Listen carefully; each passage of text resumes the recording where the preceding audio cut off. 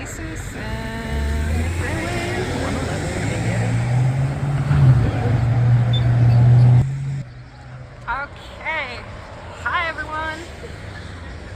We are back here in Indio for the Date Festival. And we're actually walking over there right now. We started off here at Oasis Street and Highway 111. So, got that guy over there following me around. So, but yeah. Oh, it's him again. It's him again. Yes. But no, we are back here at the Indio Date Festival. We're going to see what's new, what's going on, see if there's anything, yeah, like I said, anything new. So we're just walking over there right now. Got the parents with me again. Yeah. Hang on. Here we go. It's right up there. Indio Date Festival. And right in the distance is the sign. Okay, so we're gonna go get tickets because we didn't pre-purchase them because, you know, things are still up in the air, but we're gonna go grab our tickets and head inside. Alright, so we finally made it inside and I'm really excited because this is one of my favorite things to watch right here.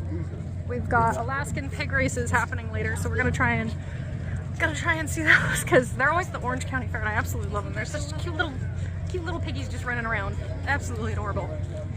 But oh yeah, let me switch the camera around. You got your souvenirs. You got the rides. This is a different setup this year. Yeah, this is different than they had it last year. I like it. But yep, here we go. There's the piggy races. Oh, okay, I was here. Oh my gosh. Alright, so right now we're headed to the Gems and Minerals and the photography, woodworking. We're going to start on that side because last time we went the opposite direction. So we're going to see how it goes. It's a foot massager. Oh. Footsy wootsy massager. Alright, so we're going to go check that out. I'll show some highlights. So yeah, we're going to see what cool stuff there is. Headed towards the building. So this is called, what'd you say? Upalite. Upalite. So you're just shining a UV light on. UV light on it, yes. That's beautiful. Oh my gosh, that is so cool. And then I have this stuff here. This comes from Uela Mine in Mexico. You see it's a purple fluorite. Yeah. Put a black light on this one, it goes red. Oh wow. Very cool. That is. What else have we got down there that fluoresces? I know. We've got this one here that goes red. That one goes red? This is called Mangano calcite. Uh-huh. And then Oh my gosh. I have some over here. Okay, let me come around this way. So this piece here is really heavy, so pick that one up. This one? Yeah, it's really heavy. Nice. Put a black light on it. It's called blue amber. Oh, wow. So it's petrified tree sap. Oh, Comes from okay. Indonesia. Very cool. Absolutely beautiful. And we have towers of the Upalite as well. Upalite, wow. Then we have skulls of it up here. Okay, that skull thing is cool. Dragons. Dragon. And we got Vader, honey. And then over We got here, Vader. Uh-huh. I have Toothless. Oh, Toothless. And I have his girlfriend. Uh-huh. And this is when he's jealous. Yeah. Getting ready to throw something in fire. Yeah. Oh my gosh, those are so cool. Stitch. Murphy's Treasures, right? That's me. That's so cool. Okay.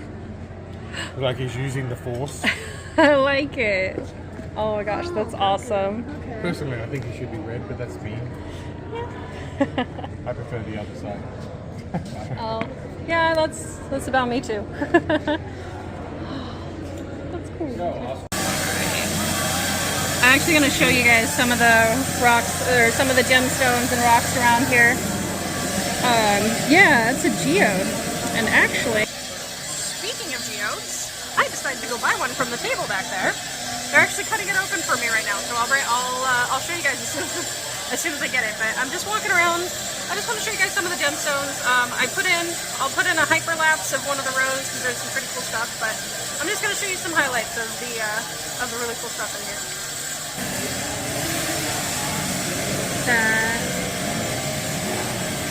All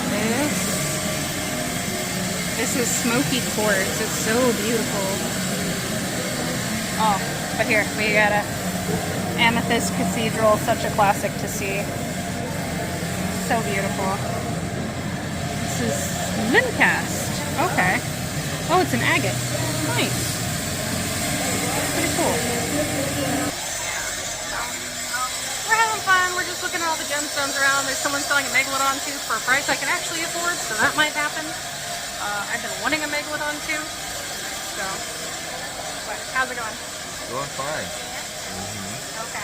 You'll find all the nice shiny things. Yeah, I like all the shiny things. I'm a sucker for shiny gemstones and rocks. I have a collection actually, so. You gotta get the right lighting. Get the right lighting, Get the then right I can lighting, keep... yeah. Although this one found a Spider-Man pocket watch that he's considering. So we'll see. Yeah. But yeah, they've got a lot of different stuff. That's all so cool. Yeah, I know you can hear the fluoride slab. Here's geodes from Brazil. Actually, the geode I got, they says from Morocco, so I'm excited. Ooh, petrified wood from North Dakota. We got obsidian, Tiffany stone. I don't know, all these are just so, I just love pretty shiny rocks. It's been a thing for me since I was a kid. That's cool, because that's like a melted down Coke bottle. These are all so cool. Pink color, love it. So we are definitely having some fun today. I'm going to go collect my geode since I think it's done, and we're going to show you the rest of the fair.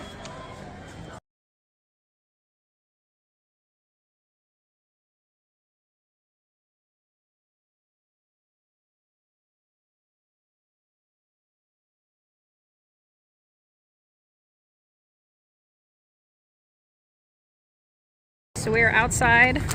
Got my my geode here. They did show me what it looked like inside, but I wanted to see what it looks like outside here. So hope the husband's gonna help me unwrap it. Okay. If you could help me. Because they washed it off and everything. So here's what it looked like before. And here is the inside. Pretty. It's really beautiful. It's not like that clear, like, well, I mean, it's clear, but it's not like the pale frosted. Oh, I love it. I just want to try and, oh wait, hey, there we go. Get it more in the sunlight. It's absolutely gorgeous. I love it. I'm so excited. Here, let's see the other half here. Because they did show me both halves. Here's the other half. So beautiful. I'm so excited. This is definitely going on the shelf. We'll find a place for it on the shelf when we get home. All right, so we are headed, we are gonna keep moving along. I think we're going through junior exhibits, and then we're off to photography, which, haha, I can say this because my parents aren't around. I haven't told anyone. I entered photographs into the competition, so I don't think I won anything, but this is the first time I've actually entered them in an actual legit competition. Sadly, I couldn't get my photo editing software to I couldn't get a printout for my actual camera photos, so these are just cell phone, but we're gonna see. We're gonna see how I did. All right, we're gonna head into the building now. Okay, so here we are in the Fine Arts building. We are in the photography section. As I said earlier, I didn't tell anyone I was doing this. I mean, the husband knew. But, let's see.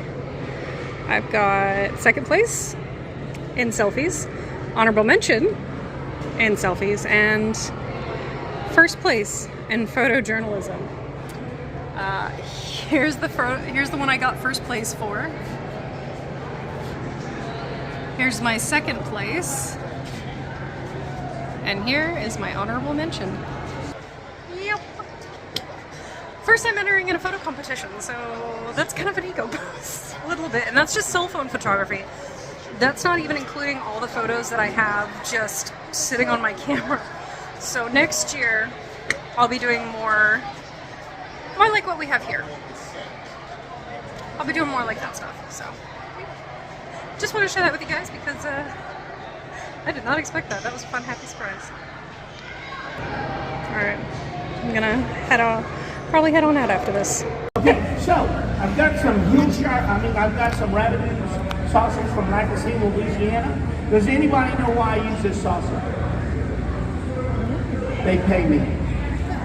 These are the easy ones. All the questions I'm going to ask of you are very easy. Just go with your first response. And during the course of my show, I'm going to try to answer every question y'all may have for me. If I do not get to your question, save it to the end of the show. I'm going to be down here feeding you guys and talking with you, and you can ask it then. If I do not know the answer, I will make up something that sounds plausible, or I'll get a 4-year-old with an iPhone 47G++, and I'll get them to Google it, and we'll know the answer for sure. Now, the first question everybody wants to know is, how did a chef from Lake Charles, Louisiana, get all the way over here to Indio to do the fair? It's very simple. The board of directors went into all the United States, Mexico, Canada, looking for the best chef they could find for the stage. And naturally, here I am, the best chef in their price range. 12 bucks a day, so don't get too excited. And then the next question everybody says is, are you a real chef, or are you a comedian, what's your deal? And I say this, if you like my jokes, I'm a comedian. If you like what I cook, I'm a chef. And if you happen to like them both at the same day, I'm having a heck of a day somewhere in the world. Now, according to the American Culinary Federation, I am an executive chef and have been one for well over 40 years. And how I really got on here, I'm on the Food Channel about 12 times a year. I'm on national PBS about 24 times a year. And way back in the day, I used to work with the TV series Rescue 911 and Unsolved Mysteries. And then I had the privilege of feeding 3 United States presidents, course of the royal family of England and Italy, and and then I had a big catering company. Y'all might have heard of a couple of my clients, like George Strait, George Jones, Alan Jackson, Diamond Real, Travis Trent, Eric Pepper, Brinton, Backfire, Moyer, Brown, Vince Gill. Y'all not country fans. Okay, I got that covered. Rockers, y'all are rockers, Foreigner, Sting, Stick, Grand Funk. I took Jefferson from an airplane all the way to a starship and back. Sting, okay, not rockers. Snoop Dogg, R. Kelly, TLC, Whitney Houston, sophisticated, are you? Maury Povich, Connie Chung, and Sally Jesse Raphael. And if that doesn't do it for you, that's the best I can do. Now, to this, I am going to add what we call the Cajun Trinity, which is celery, bell peppers, and yellow onions. We're going to get that done. And then, everybody says, well, did you always want to be a chef? No. I wanted to marry a rich, good-looking woman and lay out by the pool and drink beer all day, but this big belly and bald head kind of got in the way of all that. And they said, well, then when you could marry a good-looking woman, then you want. I'm the original poster child for ADHD. And usually the kids back there go, mister, that's a new disease. And I'm here to tell you, kids, it's not. It's been around a few thousand years. In our generation, they beat us into submission. Y'all's generation, they drug you into submission, calling it better living through chemistry. And then the next thing is, how do y'all think I'm ADHD? And this is how it works. I talk about 500 words a minute, so if that's not the first sign, the second sign is this.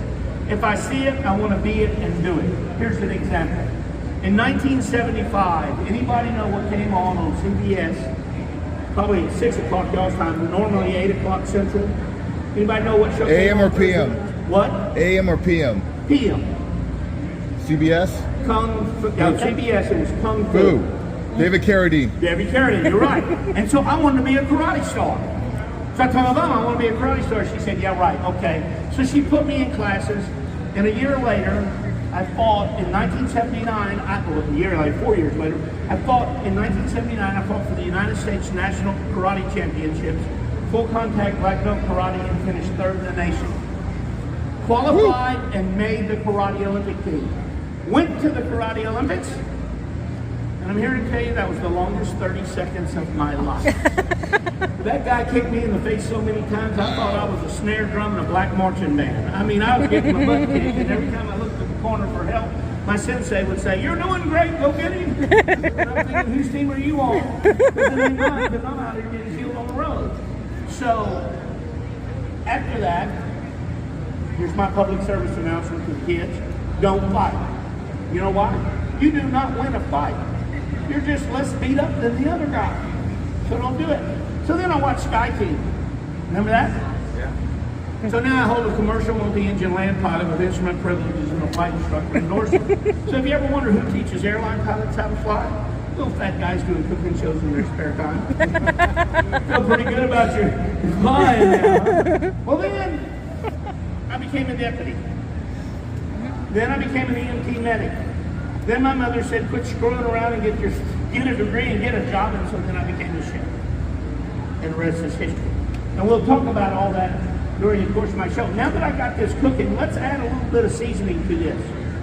I'm going to add a little bit of salt. I'm going to add a little bit of black pepper. I'm going to add some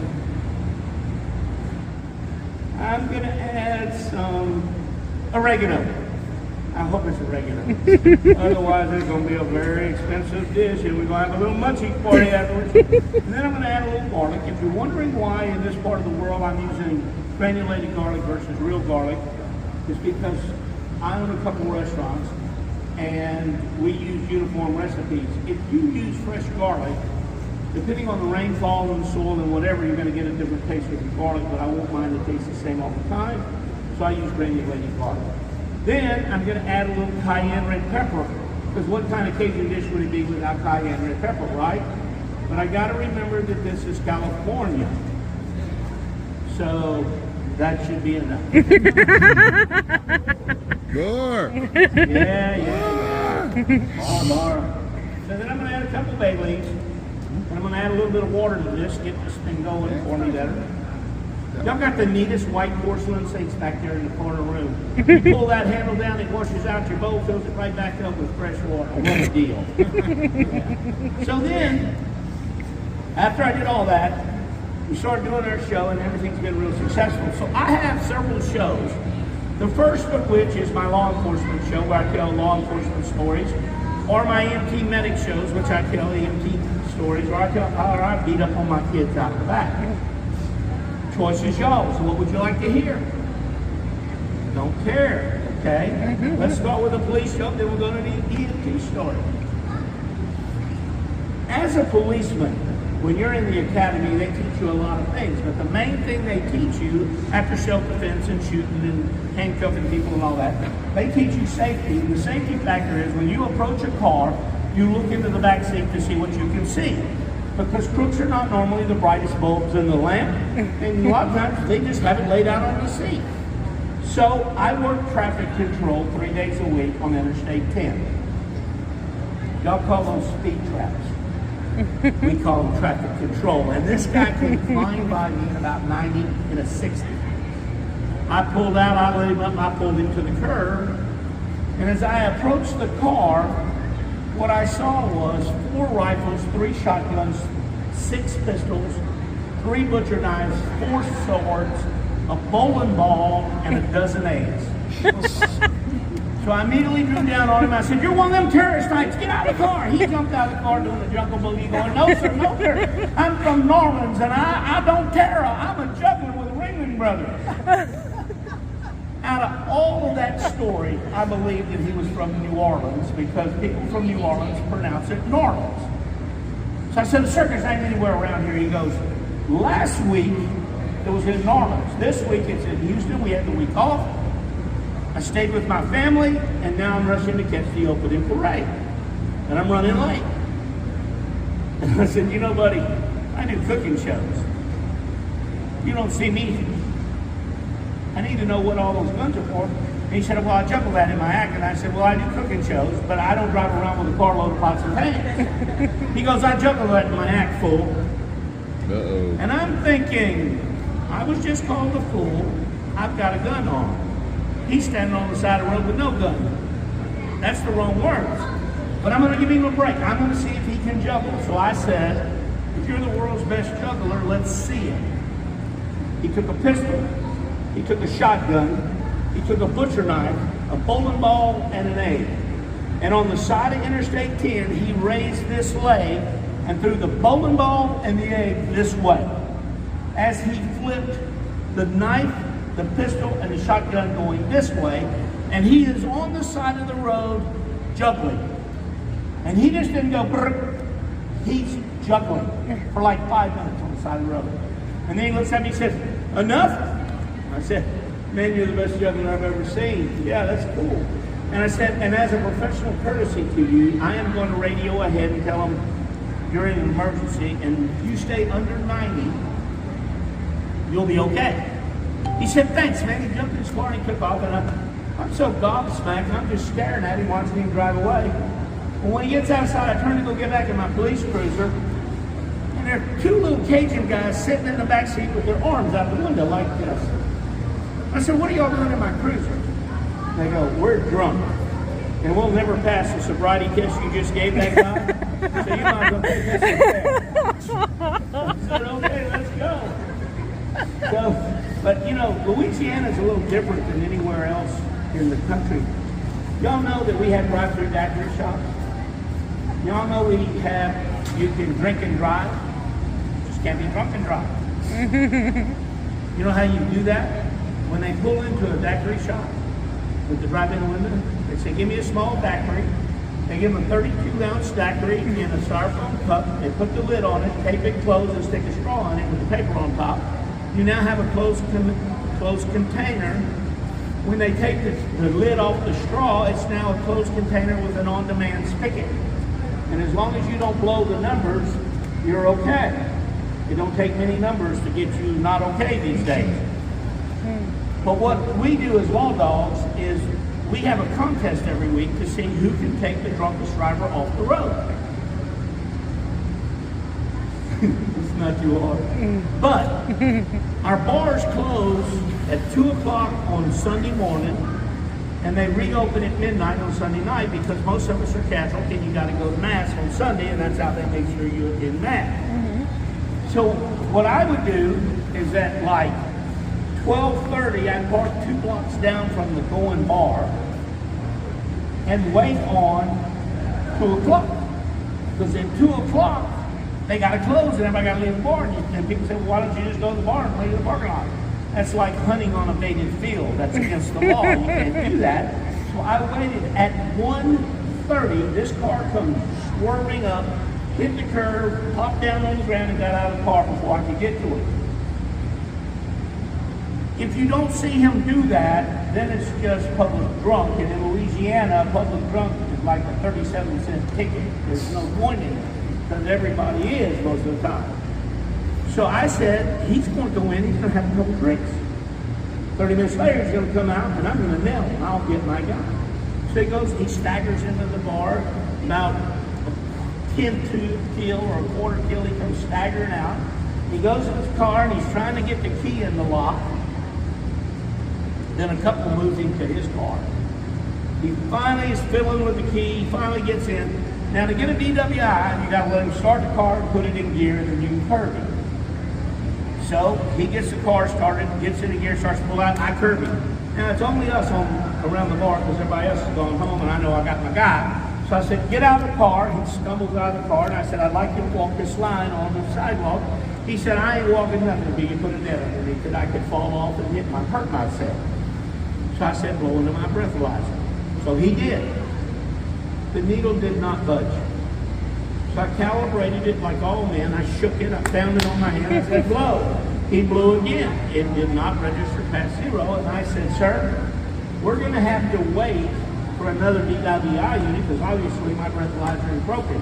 At this point, he stood up perfectly straight and said, no, sir, I haven't been drinking. I'm the designated decoy and you've been hacked. Oh. Wow. Now, to this, I am going to add some whole peeled tomatoes. Moms, if you have some tomatoes that are a little overripe, or you grow your own and they're a little overripe, just squish them up and put them in there. They won't know the difference. And you can do that. Oh, let me tell y'all something. I know y'all see a lot of Louisiana people on the news for hurricanes and stuff like that, and y'all go, man, what a bunch of dummies that live in Louisiana. We got smart people. I mean, Dr. DeBakey came from Lake Charles. He developed the heart train, you know, he did the hearts, he did all that. We got them, they just don't put them on TV. 3 years ago, Hurricane Laura hit Lake Charles. A month later, Hurricane Delta hit Lake Charles. A month later, we had a flood and an ice storm, and I mean, it was devastating for a while. And I don't know what the preachers were preaching in the last few years, but whatever it was ticked God off, because every church got slammed. I mean, really tore up bad. But the next day, the churches are out there. What happens is the churches go out with their members. They all show up. They cook meals for everybody in the entire area that's devastated, which is like 150 miles wide by 150 miles deep. And they feed everybody. And the national news organizations heard about it. And they were impressed by it because they were feeding the news to everybody. Anybody there? So they came out and they were going to do an interview with the lady, and they got her up on there, and they got the camera up. It's 5 o'clock news. I mean, everybody in the nation's listening about the hurricane. And they said, ma'am, with all the destruction and devastation to the churches in your area, how has that affected you? And she said, well, I really wouldn't know because I get my chicken at Popeyes on national news. So, there you have it. Now, in here, I've got my sausage, I've got my Cajun Trinity, I've got my spice, I've got my tomatoes, and it's all boiling.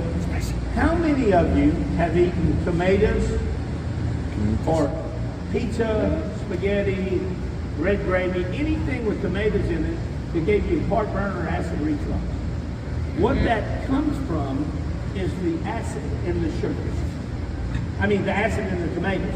So I'm going to add just a little bit of sugar to it, because the sugar is going to neutralize the acid and not make it as acidic in there. Now, I told you a couple here, and before I tell you my next story, I'm going to tell you how to cut chicken. Now, you want to get the sharpest knife you can find. And most of the wives and mothers look at me and say, how do you tell my kid to use a sharp knife? He can cut himself. I say the sharpest knife you can find because more people statistically are cut with dull knives than any other thing. So what you want to do is tuck your fingers down like this and run that knife off the back of your fingers. Because when you do that, if you were to miss and slice off part of your finger, it'd be like a chicken McNugget from McDonald's. Parts is parts. No one would ever know the difference. You just scoop it up and throw it in there. But if your finger was out there and you whacked the end of it off, nobody would eat your jambalaya because they know you had finger in there, right? So now you turn your chicken and you cut it the other way. And the other reason you do it like that is because you can cut all your chicken to the same size and use your knife to scoop it in there. And then it all cooks at the same speed. After you mess with chicken, you want to grab some hand sanitizer or a bleach rag. I like the bleach rag better because chicken comes with salmonella a lot. And if you get salmonella food poisoning and you're behind in your work, a little behind in your work, you're going to be a whole lot behind in your work before it's over with. So you sanitize your hands and you're ready to go. Now I have to wipe my hands. Okay. Now we stir this in here. Here's another secret. If y'all buy y'all's chicken in California like we do, 400 pieces to a box, and you eat like 10 and then you shove it in the refrigerator, here's what you do. The next day, take it out, pull the skin off of it, pull the chicken off, dice it up, throw it in your jambalaya. Your kids and your husband will never know he's eating the leftover. Works perfect. Now I'm going to stir this up. I totally haven't done that for you. That's your secret? Water Maybe. or stock to this. Maybe, just a little. Now let me tell you the story of my last EMT story, and then I'm going to close. I'm going to do Ben's rice. You see how hard it is? It's because I washed it in cold water. Oh yeah, we measure everything precisely in Cajun cooking. So, if you, and the way you do that is you just pour cold water over it, and then run your hands through it. As you run your hands through it, the water is going to get very, very cloudy, and you're going to pour that water off and do it again about 4 times. Now, if you're on a low income, or you're on a fixed income, what you want to do is save that water and then iron your clothes with it, because what you're pouring off of is the starch from the rice. And you let it simmer for about 30 minutes covered, stirring it occasionally, and you're good to go. But here is my chocolate. I have some Land of the Lakes butter. I have a spatula. And I'm going to stir this up a little bit so that it melts. But I notice there are brothers and sisters in the audience. You got a big brother? Younger brother. Oh, you're the big brother. Is that your sweet? Your wife? Hitting way above your league there, son. But anyway, big brothers. You get big brothers? Yep. Gets you in trouble all the time? Yep. Mine too. But let me tell you how bad it was way back in the day. In the day, like if you got a baseball, your brother got a baseball glove. And you play baseball outside. They gave you one candy bar to share with your brother. He would unwrap it. He would break it in half. There'd always be a big part. He'd eat off the big part and hand you the part he ate off of. That's how he would do it. Then, he'd get you in trouble. My brother had a saying. He'd say, look here, little brother, this is what we're going to do. What that translated into is in 15 minutes I was getting the beating. Because it was always my fault. And let me explain how I can tell you this. My brother tells me, look here, little brother, this is what we're going to do. I said, what we're going to do? And you want to keep stirring this unless it's a double boiler. If you're doing it on direct heat, you want to stir it so it doesn't stick to the bottom of your pan. The reason we put butter in it, it helps it adhere and not stick to the date that we're getting ready to cook it. So anyway, my brother says, climb the front tree in the front yard and run across the limb and jump onto the roof of the house. Then run to the back of the house and do a double front flip off the house onto the trampoline. You're going to get good air. You're going to do a double back flip into the pool. And when you do that, I'm going to have Wanda Donaldson, who was the hottest girl in the 8th grade. And when you come up, I want you to go, ta-da! And she's going to go, ah. And you're going to get the girl. And then I'm going to turn to her older sister and say, I taught him that. And she's going to go, oh, you're so smart. And we'll both have girlfriends. It didn't work exactly like my brother had planned. Because what happened was, when I went off that roof, I didn't get good air. I got phenomenal air. Instead of a double back flip, I don't know how many flips there was, but there was a couple twists, a yee-haw, look out, and I hit the pool with everything but this elbow. It hit the concrete. It broke. My father died when I was very young, and I had a single-parent family, so we called my mother from work. We'd have been better off calling the morgue. I'd have been safer. She got home and she said, what were you thinking? When she found out I wasn't dying or hurt too bad. I said, well, and before I could say, she said, I know you weren't thinking because you can't cure stupid. And I was going to explain why I was on the roof. When my brother stepped to my rescue and he said, beat him now, Mom, I told him not to. So I quit hanging with my brother. Now look, I've got a date here, right? I've got a date, and I've got a pair of scissors. So, this is a bag of peanut butter premium, and I'm going to cut this bag because I can't afford a real pastry bag. And I'm trying to do this for y'all so that y'all know that if you improvise, things work great. So, get that out of the way. I'm going to take this date, and I have pitted it, and I've opened it up like this, and I am going to squirt some peanut butter into my date, just like that, and then I'm going to squeeze it back. And then I'm going to take my spoon over here, set it on there, and then I'm going to put it and roll it in my hot chocolate. Then I'm going to take it out, and I'm going to place it back in my date cup. And when I do that, I'm then going to take some leftover pecans and sprinkle them all over. And then I'm going to put that in the refrigerator for about 15 minutes and let it harden. And you're going to have a sneaker date. But let me get to the end of my story with my... So I hope you guys enjoyed that. I know I just kind of popped that in there. We sat down for a cooking demo. And this guy was hilarious. I couldn't share all his stories. Yeah, but yeah, he was really fun. He made...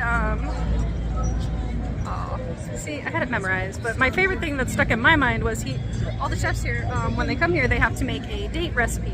Well, the date recipe he made was like a Snickers date, which I love Snickers, so I was excited. So it's a date cut in half and pitted, and you put peanut butter in there, and you cover it in some chocolate, put some pecans on top. Oh, it was super tasty. So, yeah, but now we're we're gonna head over and get some food, and then we'll show you the rest of the fair. Yeah. All right. So we are slowly winding down for the day. We went and did some shopping. There's actually surprisingly few vendors compared to last year when we were here, and yeah, that was interesting to see. Still had a fun time. Oh yeah, still had a great fun time. We got I got loaded nachos. He got a giant sausage with peppers and onions and everything. So, yeah. Although right now we're probably just gonna go by the date chick, get some dates, and then I think we're done for the day. We're gonna head out. We're pretty tired. I mean, my parents have to travel all the way back down to Orange County, stuff like that. But I don't know. Hopefully you guys enjoyed this journey. But we are actually gonna backtrack. So we're gonna get the date chick. We're actually backtracked to the photo gallery. So I want to go show you something to you guys because I got way too excited. I got way too excited when I saw it the first time, and I totally forgot to film everything, and then by the time I remembered, we were gone. So we're gonna backtrack to that, and then that'll probably be the end of the video. So, yeah. So we're gonna go find my parents. What's that? So finally got the date shake. Yeah, it is definitely as good as I remember. Then again, this is kind of what we come here for every year. So we are headed toward the Fine Arts Building, and we realized the pig races, so we're hoping we're gonna catch some of the Alaskan pig races before we get out of here. Fingers crossed.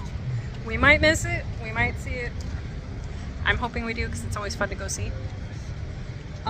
Yeah, for those of you who don't know, or if you're new to the channel, this is like one of the first videos you're seeing. I gave this little fun tidbit of information in the OC fair. So when we would go to the OC fair, they had the pig races. Well, it was sponsored by Ralph's, and you know what Ralph's did? Because they apparently have genius marketing, they decided, oh, you know what?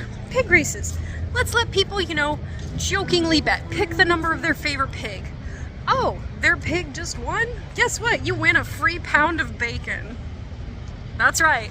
If you picked the winning pig, you got a free pound of bacon. What happened to the pig? The pig was fine. The little Alaskan pig goes on to live its happy little life. Really? Yes, he's looking all suspicious over here. But yes. So yeah, talk about hell of a marketing. They don't do that anymore, clearly, because somebody found it cruel and inhumane, even though apparently Ralph's had a really big sense of humor. And the rest of the world enjoyed the sense of humor too for now. So, but yeah, we might head up the livestock. We'll see. We're getting close to the end of the day. We're gonna keep it going. Just realized we couldn't get out of here without seeing normal trains. We totally skipped this building. So if you remember from last year, I know I shot a lot more of it, but this year I'm gonna give a little more sped up version because it looks like it's about the same track, but I still want you guys to see all the cool stuff. So let's go. Plus I'm short on filming space, honestly. Let's go here. Oops.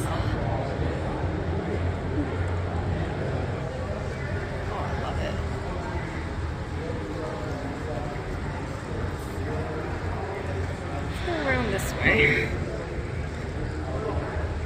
I'm just gonna do a quick walk around as steady as I can. Actually, I realize you probably won't be here this part. Might put in music, we'll see. Actually, no, probably won't.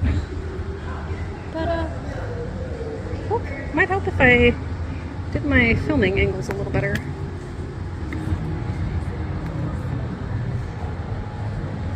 This is all so cool. Every little detail they put into this. Oh, by the way, here's the people doing this today. All right. Let's get a little zoom in a little bit.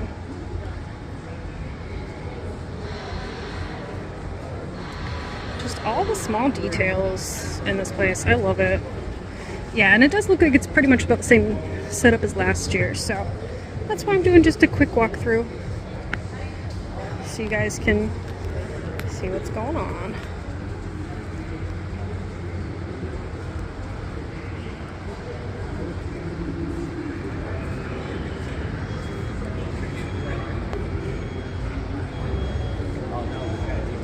Yeah, is that what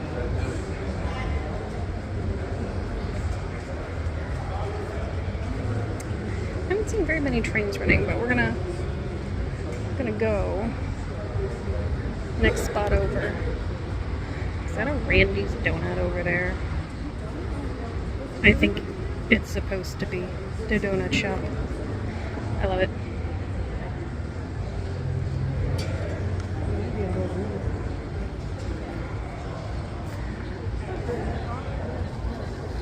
Baseball field. We got a southwest plane in the sky. Ooh, looks like there's a storm over there. Greyhound bus stop. Happy Face Tower. Oh, there it is. We found it. We found Area 52, everybody. What's on top? Hang on. Oh, okay, we got some hazmat workers up there. Wonder what's happening.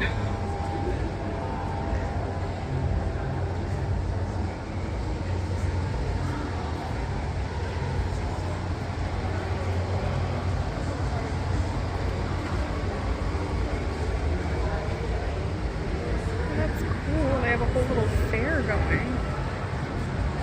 I love it.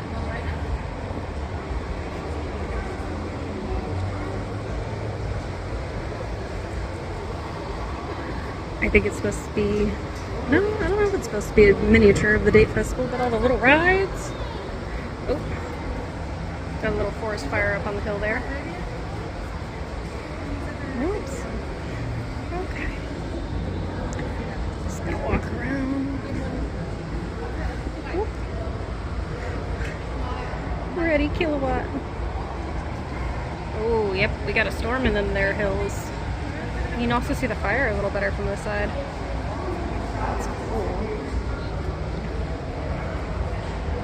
Just the amazing detail they put into this is absolutely, it's, you can tell it's a love and not just a hobby. I like it.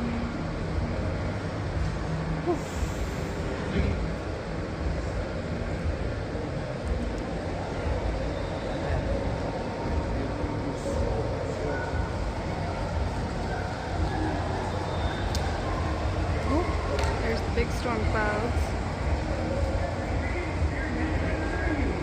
Oh, there's the lightning.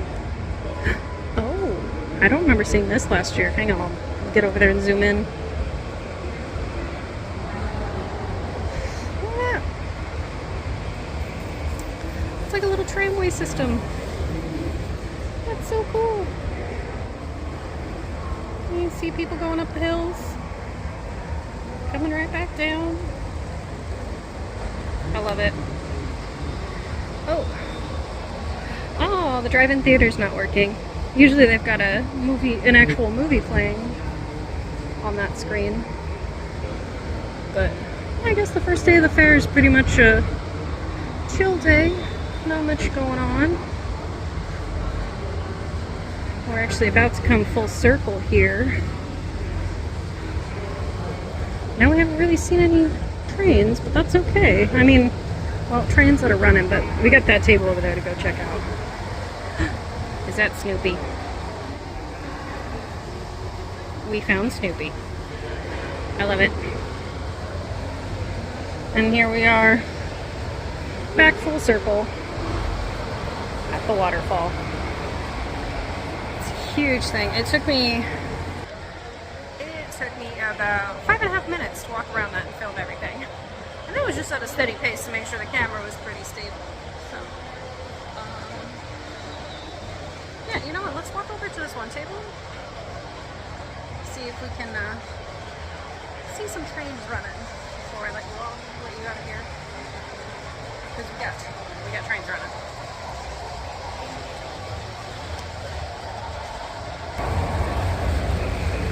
There we go.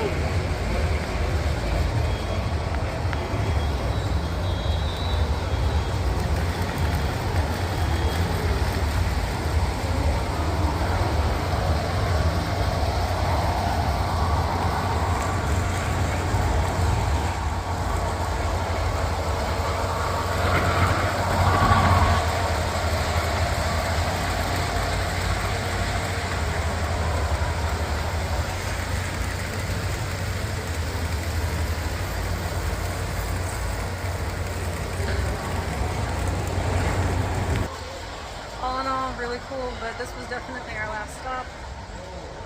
But just in case, I'm gonna do the closing separate. Just in case. Okay. Well, that's gonna do it for us today. I hope you enjoyed the Date Festival. I hope you enjoyed seeing it again. There was a couple of new things. It's a lot more food stands than I expected. There we go. Yes, I'm a little tired. I didn't sleep too well last night. But thank you for joining me. Thank you for coming on another adventure. I hope you look forward to what I'm going to be doing soon. Remember, the Date Festival is going on by the time this video is posted, the Date Festival, the last weekend is coming up this weekend, the 23rd through the 25th. Don't miss it. It's a lot of fun. I definitely recommend it. And they have pig races. So, yeah. Thank you so much for watching. My next video will be up in about 2-3 weeks, depending on my schedule. So I can't wait to see you then. Remember, hit subscribe and hit a notification bell because I don't have a steady upload schedule. I only promise 2 videos a month plus a vlog. So, thank you. See you guys later. And until next time, safe exploring, everyone.